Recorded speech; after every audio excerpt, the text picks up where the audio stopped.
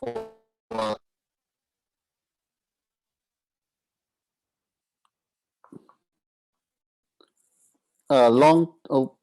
have been thinking about the topic, and conclusion is actually most of the management will affect the rehabilitation. So I will expand on it later on. Next slide, please. Can I have the next slide? Yeah. So the management of acute stroke basically is to recanalize the occluded vessels, and then we need to start early secondary stroke prevention as quick as possible, because the highest recurrent stroke is during the first few days of stroke, especially in minor stroke and TIA. Next, please.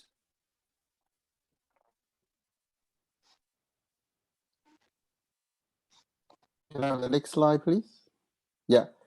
So this summarizes the we have the stroke symptom onset within 4 hours, 4.5 hours, and most of the patient will be treated with TPA.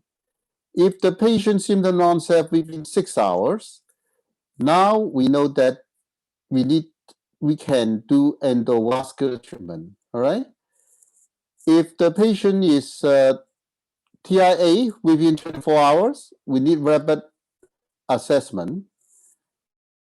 And for other stroke, we admitted to stroke unit.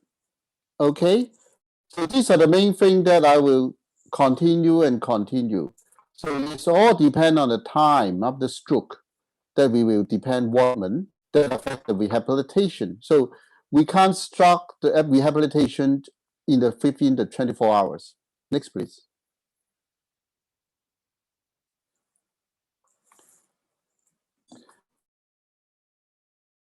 Okay, so about the 教授話可能咧個 network 唔係太 stable 咧，你可以試下熄咗個 video， 可能會好啲。TPA now, in the early days, we are very okay.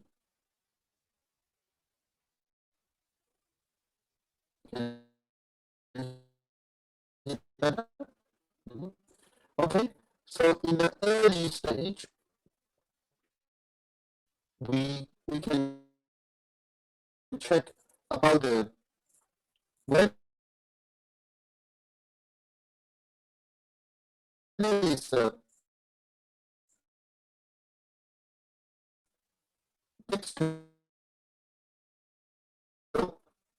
small stroke, or other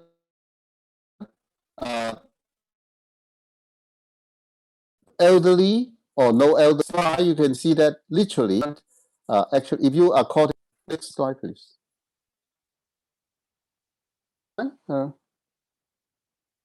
Can you,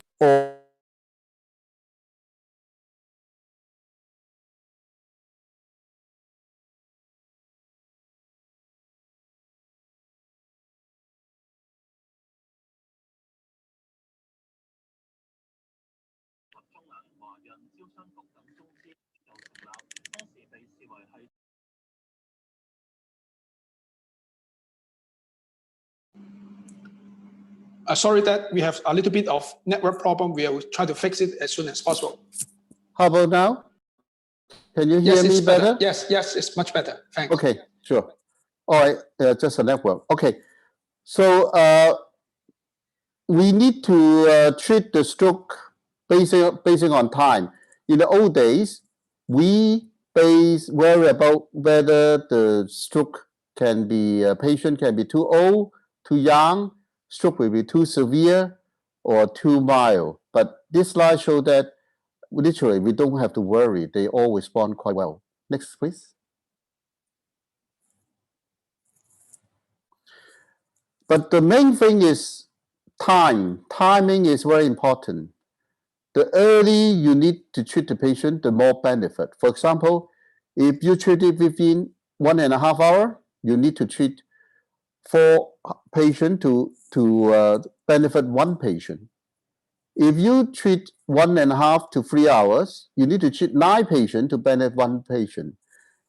However, if you're 3 to 4.5 hours, then you need to treat 14. And actually, in the United States of America, 3 to 4.5 hours is not the license to treat the patient in the United States. And all depend the timing. You will make this patient whether to independent living or no independent living. So basically, this is very important. Next, please.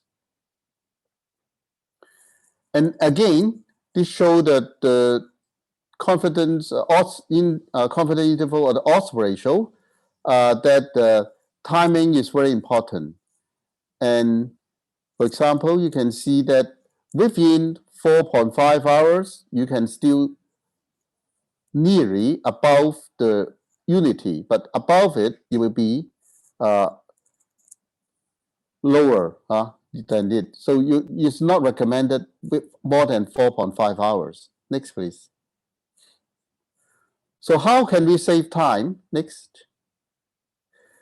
One of the things now we do is to have the ambulance go to the patient. So when you call 911 or 999 in Hong Kong, hopefully there will be ambulance that is equipped with a CT scan.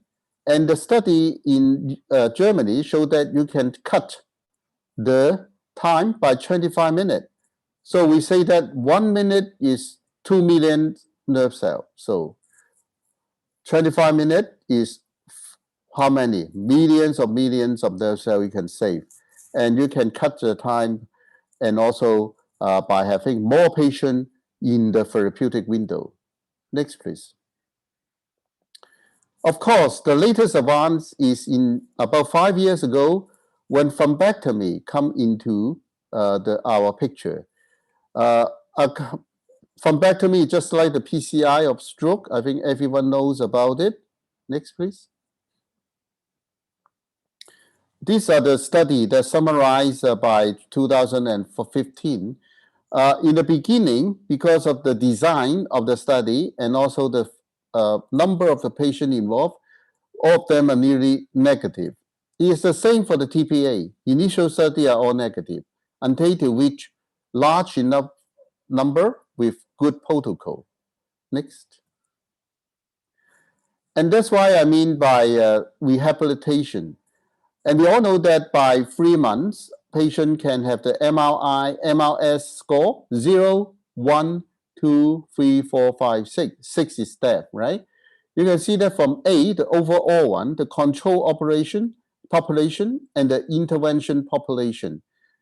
You can see that the intervention population, the people in 0, 1, 2, are much, much more than the control population that do not receive the EVT. So this is a major differences between the two groups. And then even among those patients, a lot of people ask about, can you give an thrombectomy in patients who already received TPA? Yeah, the answer is yes. You can see that B in the B panel, the first patient are ineligible for elaptase. For example, people already on anticoagulation, or they have major surgery within the last 2 weeks, then you can go directly to embolectomy. And the second group is those receive elaptase, and they also benefit for that. So if the patient given TPA and no response, you should give the patient a chance of thrombectomy.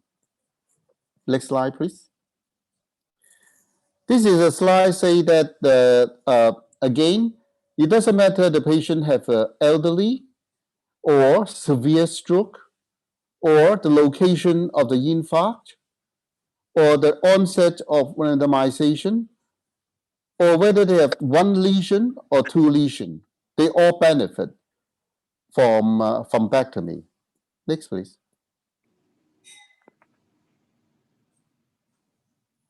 So the interpretation of this landmark Lancet paper is that EVT, thrombectomy, is of benefit to most patients with acute stroke caused by occlusion of the proximal anterior circulation. So that's why we need vascular imaging before we can do thrombectomy. Okay, next please. And since 2016, I think many of you may know that we expand the indication for thrombectomy to people, not just 6 hours. It's no longer time-based, but imaging-based. And the imaging is called penumbra imaging. And it's very lucky we have this rapid software now. It's available commercially. You can see the red colors on your left side actually are the core infarct. And the green color on the right side are the tissue at risk. That means they are ischemia, but not yet dead. So what happened is they're salvageable tissue. And what we call this is a penumbra. Next, please. And from now we talk about 6 hours within is thrombectomy, but 6 to 24 hours, we should use the word mismatch. If there's a diffusion perfusion mismatch between the deficit and the infarct, then we can try to do ambectomy. All right. The two landmark study are DAWN study and diffuse study. Oh, before, not yet. Let's go back. So the inclusion criteria are different. They are slightly different, but basically they need imaging to define what is a penumbra. Okay, next please. 咦，教授我下邊個 box 咧有啲我 stop share 再嚟講啊，等一陣。好。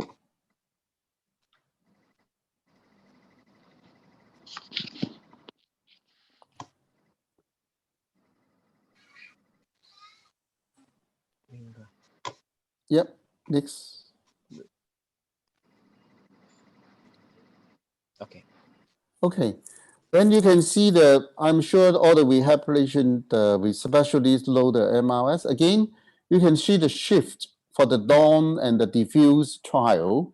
Say that the endovascular and the medical therapy alone, there's a major shift in the distribution of the MRS, both in the diffuse free and the DAWN study. And it is very important to note that both studies were stopped early because of the so positive. The Data Monitoring and Safety Committee stopped the study, say that it is not ethical to continue, and we should put it to known. Okay, next please. Sorry about the BC slide, but this slide summarizes what I just said. Okay, this is published in the BMJ earlier this year. You can see that the first thing, the first three red box on top, you can see the last long well time, the stroke severity in NHISS, and the pre-stroke disability score. If the patient was disabled before stroke, it's probably not worthwhile to give the stroke, okay? Then you divide the patient whether it's within 5.5 hours, more than 5.5 to 24 hours, and more than 24 hours, okay? I think most people would say that 5.5 hours, you have the CT, CTA, okay?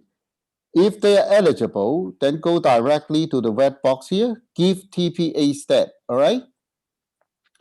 If they are more than 4.5 hours, but less than 6 hours, and fulfill the requirement, then you can go to the, and the CTA show proximal occlusion, then you call the endovascular team to treat this patient, okay? If they are more than 5.5, why 5.5? Because you need half an hour to keep the TPA or thrombectomy, I suppose. Then you do the CT with the rapid protocol, and then you check if CTA show large vessel occlusion, and then the rapid software tells you that it is a viable penumbra, then you can also select them for ambectomy, okay? If none of them apply, then you admit the patient to stroke ward. Stroke unit care is also very important, we know. Next, please. So this is to talk about the first two boxes. Stroke within 4.5 hours, stroke within 6 hours, and then strict to 24 hours. How about those minor stroke and TIA patient who present with 24 hours? Okay, next. TIA, we all know that is a transient ischemic attack, the same symptom, except they last for less than 24 hours. Okay, and this patient already recovered, so there's no rationale to give TPA. Next. We know that what is important for TIA is the risk of stroke is very important. Within the first few days, this patient will come back for a stroke or even a major stroke. Next. And in the 2016, there are at least two New England Journal papers on how to deal with TIA with an antiplatelet agent and other risk factor control. Next. That brought on my next topic now, because we need to start anti-hypertensive, anti-platelet, anti-lipid drug as soon as possible, and have secondary prevention of stroke as soon as possible. This is my important theory, is even during rehabilitation, please make sure the patient have good secondary prevention. And why? Because it's actually the weeks and the days follow the stroke that patient have stroke has the higher risk of a recurrent stroke. Next, please. So this is a flow chart from the circulation.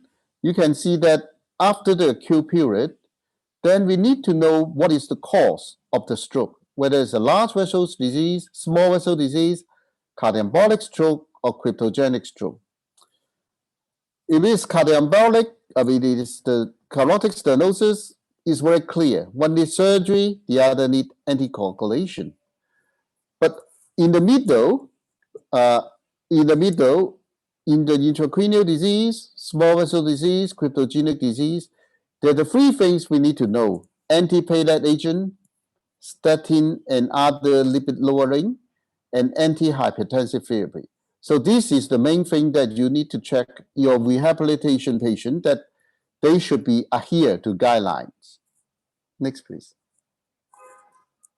Yep, okay. So again, I'm fortunate. This is a paper from JACC, published just this year, about what are the secondary prevention after transient ischemic attack or ischemic stroke. The first one is lifestyle, which is, in my experience, most difficult, because you ask patients to do more exercise, stop smoking, and stop drinking alcohol. Sometimes it's harder than asking them to take a tablet. Hypertension is important. Now we target 140/90, but if it is a high-risk group, we target 120 to 130. Lipid is a major topic that I will expand on today, because there are a lot of new things on lipid, unlike hypertension and diabetes. Diabetes is diet, and new diabetic drug actually sounds good because they can reduce vascular events, prevent. Antiplatelet, now we say that within 3 weeks to 3 months, we can do double antiplatelet, but long term, we can do single antiplatelet, okay? Cardioembolism, very easy now, NOAC unless they have valvular heart disease. ESUS has been a lot of study, but basically antiplatelet is the main treatment now. PFO, we should use PFO closure if they are younger than 16 and they are non-lacunar stroke, all right? Symptomatic carotid stenosis more than 70%, stenting or endarterectomy. Intracranial disease, vertebral stenosis. Unfortunately, stenting doesn't work. We need medical treatment. Next, please. So we now look at statin, ezetimibe, and PCSK9, which are the new drugs that can help us to hit the target. Next. Well, for lipid drug, we start from Sparkle, which show that statin, in this case, atorvastatin, reduced stroke by 16%. Next. And then the meta-analysis of all 41 control trials show that statin reduced the stroke risk substantially. We all know that. Next. Then come the second generation, we call the lipid-lowering drugs, ezetimibe. And in Improve It, they also clearly show that they reduce stroke by 14%, ischemic stroke by 20%. So this is a very landmark study that has shown that ezetimibe prevents stroke. Next. And this is the graphic to show that in terms of benefit, it seems that they are even more substantial than the Sparkle study. Next. Then I say this is the third generation the lipid-lowering drugs, the PCSK9. And the Odyssey is one of the trials that show that in patients with coronary syndrome, treating them with PCSK9 can reduce stroke. Next, please. So how effective is this PCSK9? Actually, you can say that it reduced stroke LDL by about 62 to 61% acutely, and over time, by 4 years, it still remains about 54%. So the effect of lowering the lipid is actually very dramatic. Next. But how about the clinical outcome?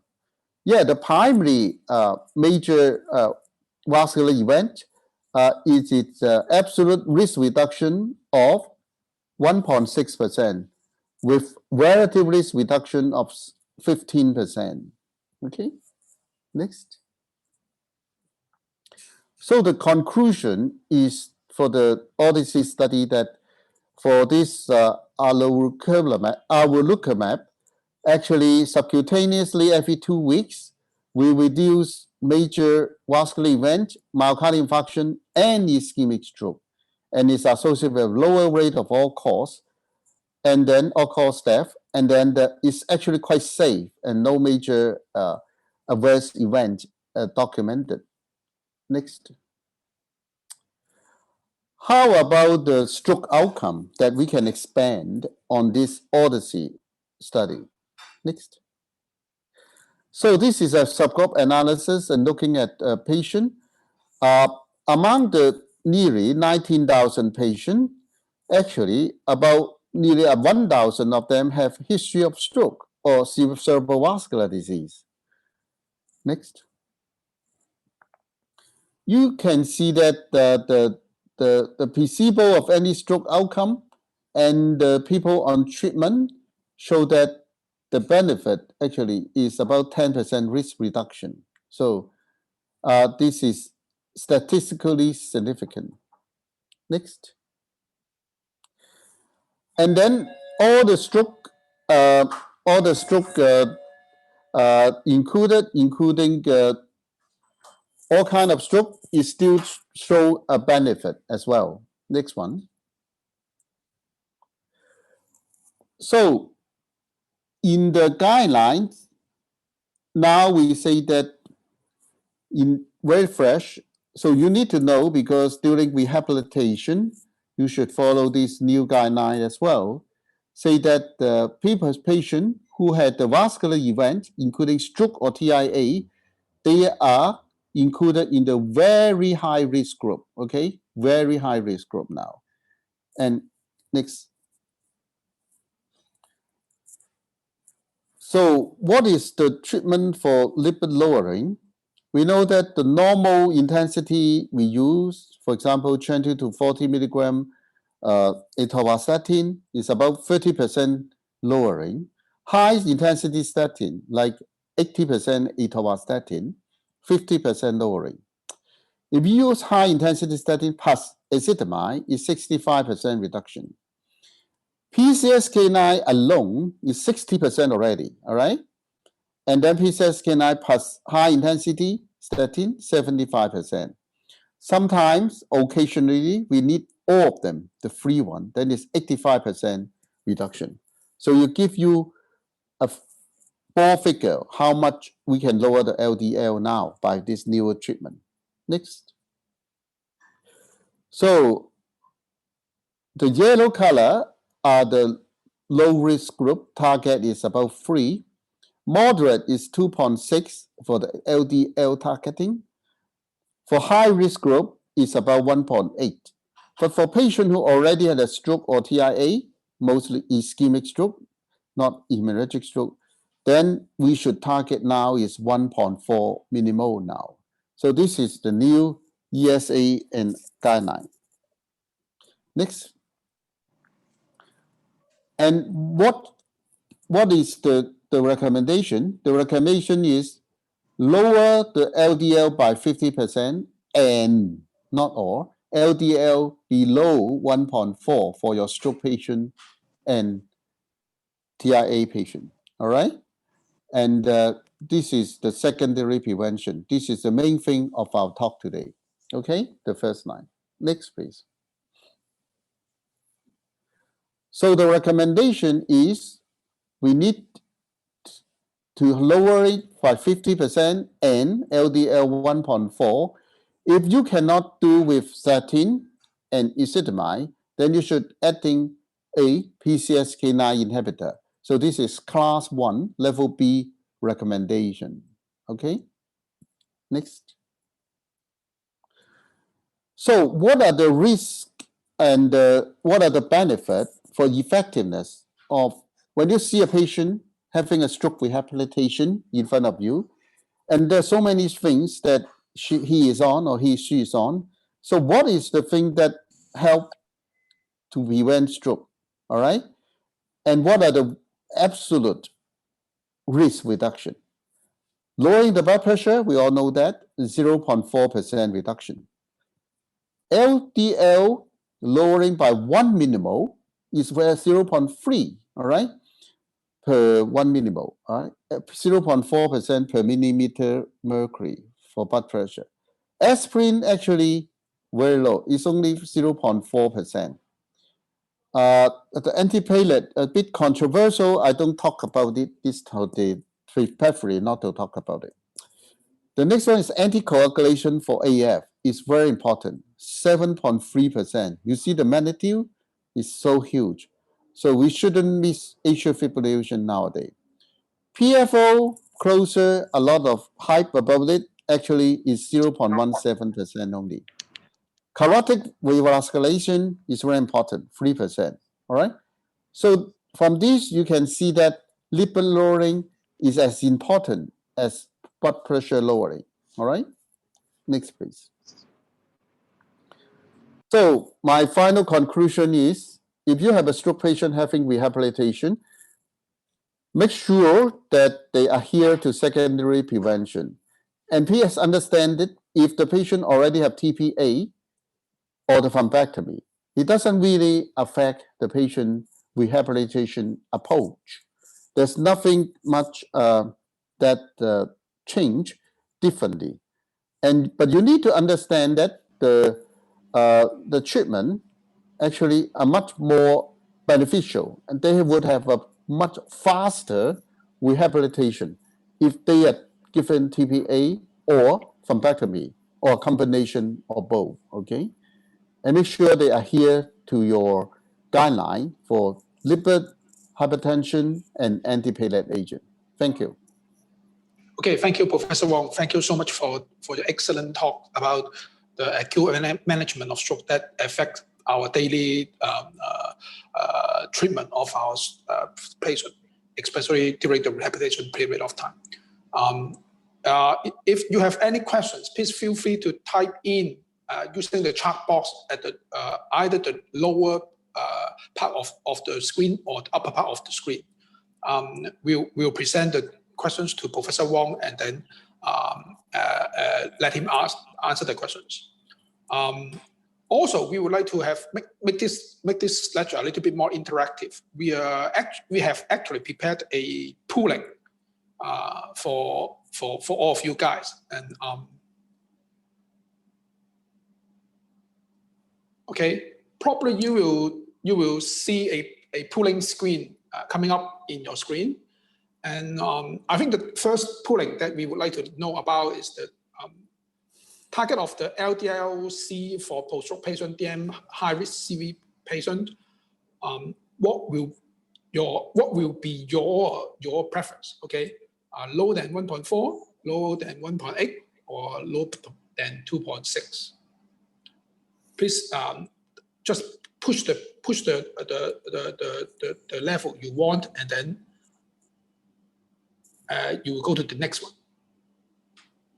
And the second polling is the commonly prescribed lipid lowering drugs to achieve the above target that you wanted. Okay, you can have multiple. Okay, we have given you 4 choices. And then the third polling question is, did your patients experience any statin side effects? To get either we have given you 3 choices: muscle effect, elevation of liver enzymes, and others. It is also, again, can be more than one answer. And the last polling question is about, have you ever heard of the PCSK9 inhibitor, which is very important for the nowadays treatment of the lipid lowering agents? Okay.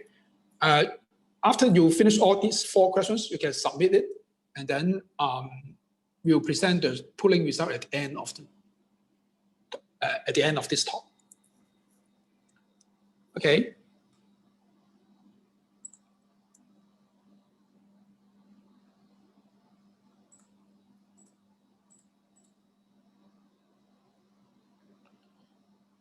I think we give you 30 more seconds to fill in the polling.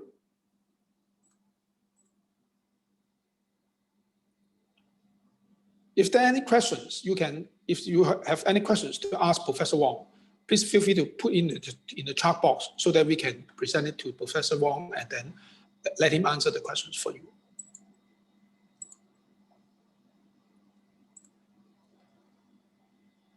Maybe I would like to ask the first questions, see whether we have further discussion about this. For Professor Wong, probably you have treated so many acute stroke patients.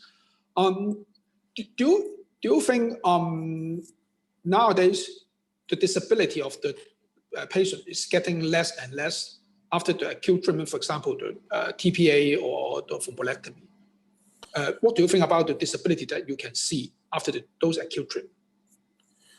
It's a very good question. I don't have time to share, but actually the figure from hospital authority has shown that in the old days, the people who receive TPA is less than 5% of all the stroke patients. And now it's around 10%, so it's getting bigger and more and rising. And in some hospitals, it's more than 10%. The best scenario is in some European country, and they can achieve about 20 to 30%. So if we have an ambulance who cut down 20 minutes, 25 minutes, and if we have the triage have a very good protocol, I will expect them to have more. But I think 20 or 30% you will populate the maximum. And you can see from the slide that actually when you treat one patient, you need to help one patient by treating about 6 or 7 patients. So I don't think that the number you treat will affect the rehabilitation service, because it's shifting the disability a little bit. So, but you will need to promote it a lot more to cover more than 50% or more to see it from the rehabilitation side of it. But on the other hand, many of my patients, you see dramatic recovery, right? Basically, literally moving their arms immediately after the TPA or thrombectomy. And one of the most dramatic one actually is a doctor who had a basilar artery occlusion, tetraparesis, but once the clot removed, he can move and walk, and go back to work. So they are quite traumatic. Even with just a few patients we can help, I think it's worth it. Yeah. Okay. We have a questions. So let me share the screen to all of you.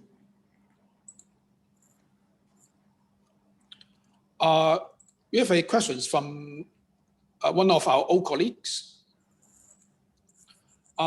He would like to ask whether you would prefer a different target range for the LDL if the patient have history of hemorrhagic stroke and then now the patient have another ischemic stroke.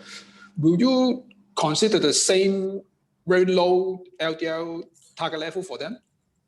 Yes, I think I probably not emphasized enough. So the talk I gave today is mostly for ischemic stroke, not hemorrhagic stroke. That's why we use antiplatelet, right?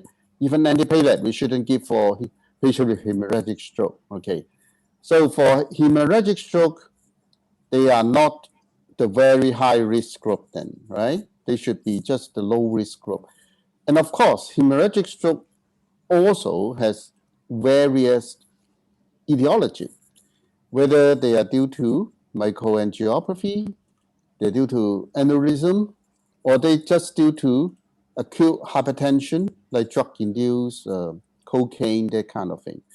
But for the answer, I think in general, the target are different from ischemic stroke. They are not in the very high risk group. I would put them into low risk group. So cholesterol maybe 2.6 to 3, that kind of thing. Mm-hmm. Okay, how about the patient with history of hemorrhagic stroke now come in with a ischemic stroke? You still consider the same level of control? Then that's a good question. Then I would see what type of stroke is they. If they are having hypertension, say 10 years ago, they come in with hypertension, have a hemorrhagic stroke, but the hypertension was treated very well. But this is a smoker and the lipid was very high. Now he presents with ischemic stroke and the arteries show that they have a severe intracranial arteriosclerosis. Then I would treat them as very high risk group and lower it at 1.4. However, on the other hand, if this patient has a microangiopathy who has both bleeding, microbleed, or cow bleeding, or overt bleeding, and also they have lacunous stroke, minor stroke, then this is difficult. Then I would treat this kind of patient as moderate risk. I think you have to individualize the patient. As Dr. Lou Kaplan always said, you would treat Mrs. Smith, you never treat a patient like a machine, right? Yes. Machine is good only if it's machine learning AI one, but you never treat all the patient the same. That's the Yes, I think all the treatments should be tailor-made to our patient rather than just a one single guideline for everyone. It's not possible and actually it's not logical and it's not ethical at all. Okay, I have another question for you. Just a minute. I would like to share it in the screen first. We have another colleague asking about your experience in Silostolo. You know, we now actually have, we can treat our patient quite well. That's why we can have very good survival rate for stroke patients. That's why we are seeing more and more patients who have recurrent stroke. And now probably we will see more and more recurrent stroke patients. So is there any experience about Silostolo in your practice? Yeah, I think Silostolo is licensed in many Asian countries, but it's not licensed in Europe and America, okay?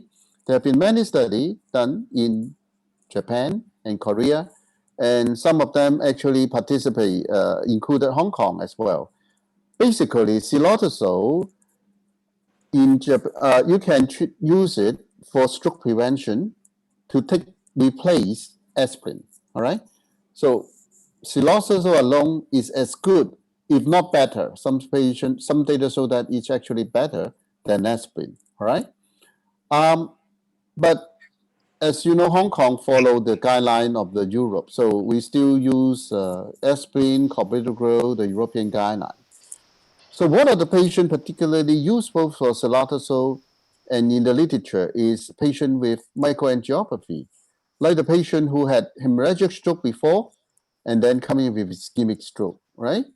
And their Picasso study that we participate show some good direction that it may be helpful. So one thing is, it is less bleeding. If you worry about bleeding complication, which are very common in aspirin and clopidogrel, then silostazole is a good substitute, okay? Another thing that there's a paper published in the Lancet Neurology in Japan show that if you add silotazole to aspirin or clopidogrel, actually the hemorrhagic stroke risk doesn't increase. So it's a relatively safe. So if you want to have a long-term double antiplatelet drug, then you can add silotazole to whatever you're taking, like aspirin or clopidogrel. It won't increase the risk of the bleeding. And this is very good for the patient that Dr. Koch just mentioned. They have recurrent stroke that you just optimizing all the risk factor, LDL below 1.4, blood pressure well controlled, still have stroke, then you don't want add aspirin to clopidogrel for a long time, then you can add silostazole as well. So this is my current practice for how to use silostazole. But how about, will you put it as the first line treatment? In Hong Kong, probably not, because we usually follow the European and American guideline, as we say. We practice as them. But if you're in Japan, yes, it is the first line, and Korea is the first line treatment as well. Mm-hmm. So do clopidogrel or Provex. In many places, it is the first line as well. In Hong Kong, of course, because of the cost issue, I think many people don't use it, but you can use it as a first line. So the guideline in the Europe and American does not put silostazole is one of the first line. Okay, we are having another question. Give me a second.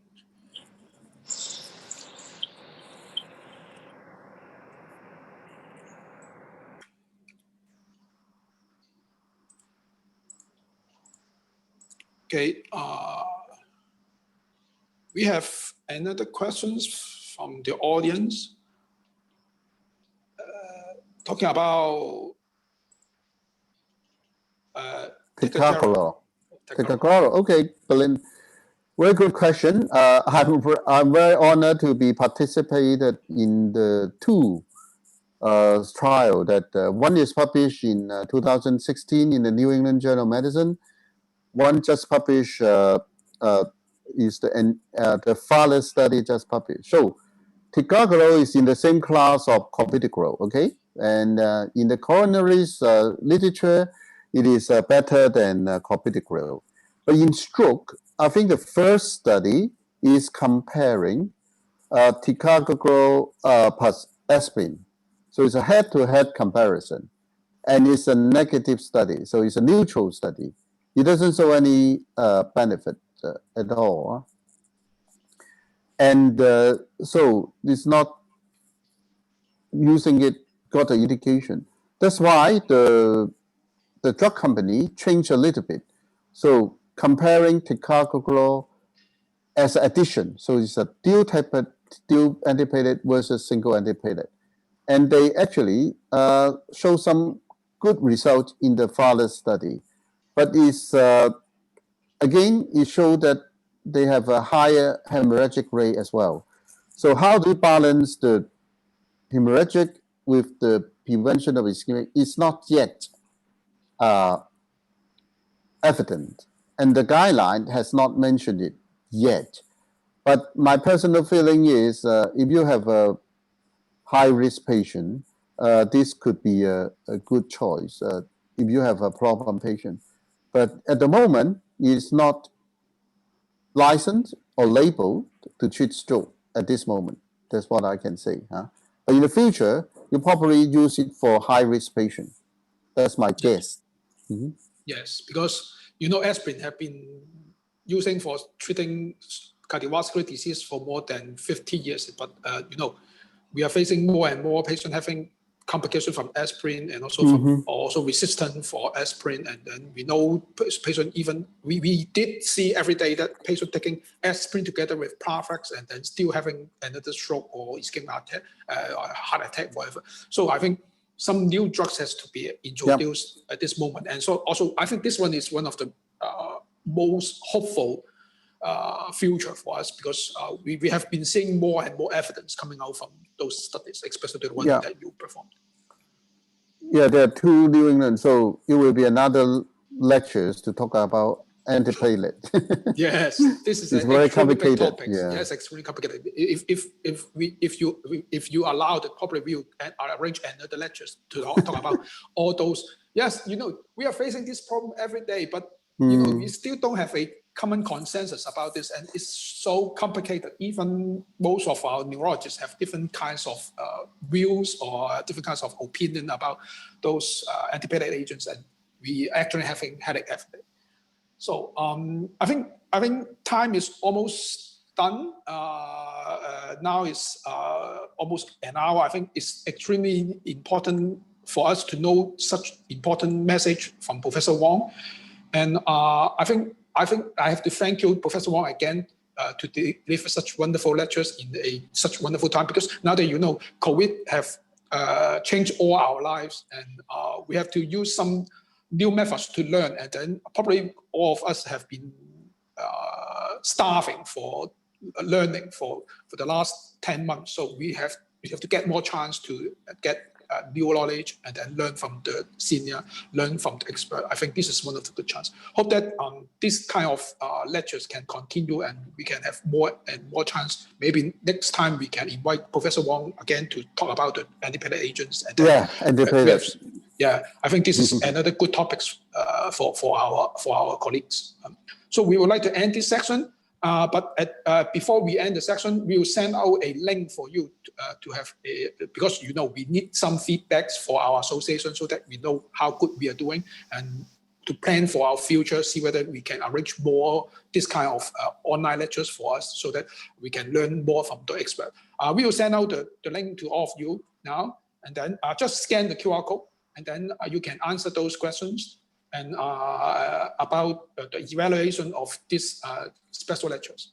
Hope everyone keep safe, stay healthy, and then hope that this pandemic will end soon and we can meet each other in person rather than just online. This method is okay, but still I prefer to meet Professor Wong in person and shake hands with him. Okay, thank you so much. Thank you. Thank you. Thank you, Roman. Thank you so much. Okay, everyone, please fill in the evaluation form. Thank you so much. Professor Wong.